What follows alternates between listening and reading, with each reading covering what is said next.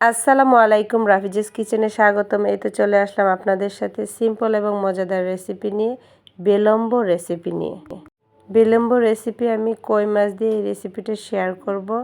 বিলম্ব আর কই মাছের কম্বিনেশনটা অনেক মজাদার। যারা টক পছন্দ করেন বা মাছের বোনার সাথে টকটা ভালো লাগে তাদের এই রেসিপিটা অনেক পছন্দ হবে। আর যারা এরকমভাবে খান নাই অবশ্যই এভাবে ট্রাই করবেন জলপাই বা বিলম্ব দিয়ে। কই মাছের মধ্যে আমি লবণ আর হলুদ দিয়ে মাখিয়ে নিয়েছি। তারপর প্যানের মধ্যে তেল দিয়ে দেব। তেলটা গরম হয়ে গেলে একে একে কই মাছ আমি ভেজে নেব। একদম ভাজা ভাজা করে নেব, হালকা ভাজা না, একদম কড়া ভাজা করে নেব।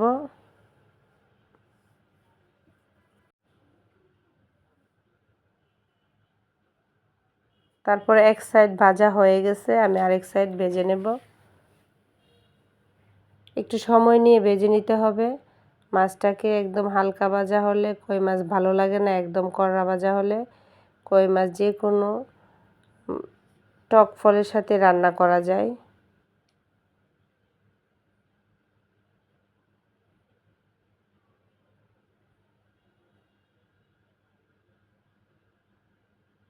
তারপর মাছ ভাজা হয়ে গেলে আমি মাছটাকে উঠিয়ে নেব।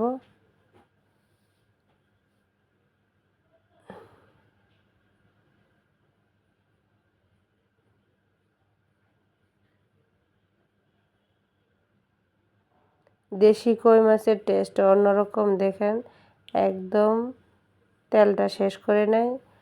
অন্য ধরনের মাছ হলে কিন্তু তেলটা একদম চুপসে নিত। দেশি তেল কই রেসিপিটা আপনাদের সাথে শেয়ার করব। তারপর বিলম্ব দিয়ে দিলাম তেলের মধ্যে, দিয়ে আমি ভাজা ভাজা করে নেব। ভাজা ভাজা বলতে হালকাভাবে ভাজা ভাজা করে নেব, কিন্তু আমি একটা অন্য কাজে ছিলাম, একটু কড়া ভাজা হয়ে গেছে। স্বাদ মতো লবণ দিয়ে নাড়াচাড়া করে নেব।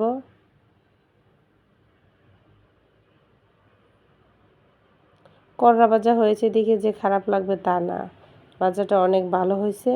তারপর দিয়ে দিলাম পেঁয়াজ কুচি হাফ কাপ, দিয়ে ভাজা ভাজা করে নেব। তারপর পেঁয়াজটাকে নাড়াচাড়া করে নিচ্ছি।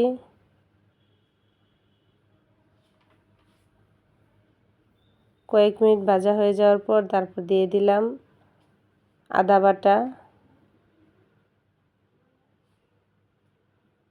দিয়ে পেঁয়াজের সাথে ভাজা ভাজা করে নিচ্ছি যাতে আদার ফ্লেভারটা ভালো আসে। তারপর দিয়ে দেব 1 চামচ মরিচ গুঁড়া, হাফ চামচ হলুদ গুঁড়া, হাফ চামচ ধনিয়া গুঁড়া, হাফ চামচ জিরা গুঁড়া, স্বাদ মতো লবণ, সামান্য পানি দিয়ে মশলাটাকে ভালো করে কষিয়ে নেব।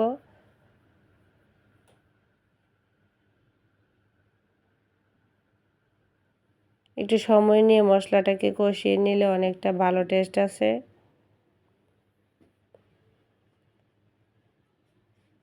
তারপর দিয়ে দেব হাফ কাপ পানি, ঝোলের পানি, দিয়ে মশলাটাকে নাড়াচাড়া করে মিশিয়ে নেব।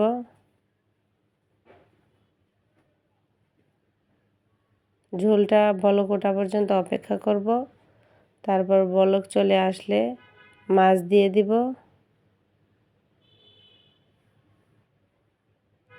দেশি কই মাছগুলো একটু কালো কালো থাকে আর টেস্ট অনেক ভালো হয়। তারপর এক সাইড থেকে আমি আরেক সাইড নাড়াচাড়া করে নিচ্ছি।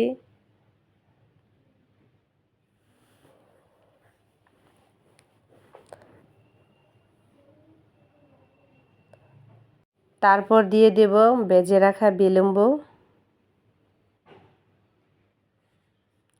জানি না কোন এলাকায় কি নামে ডাকে, আমাদের এলাকায় বিলম্ব বলেই ডাকে, সেই জন্য আমি এই নামটাই ব্যবহার করতেছি।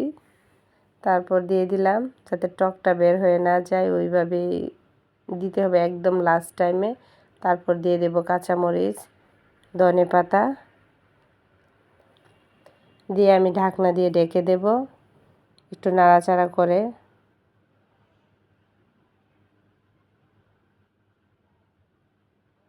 যাতে ধনেপাতাটা সুন্দর করে মিশে যায়।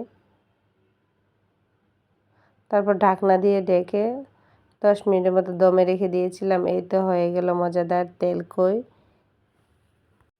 বিলম্বর সাথে। আশা করি এই রেসিপিটা আপনাদের কাছে ভালো লেগেছে। ভালো লেগে থাকলে অবশ্যই ট্রাই করবেন তেল কই এই রেসিপি। সবাই ভালো থাকবেন, সুস্থ থাকবেন। আল্লাহ হাফেজ।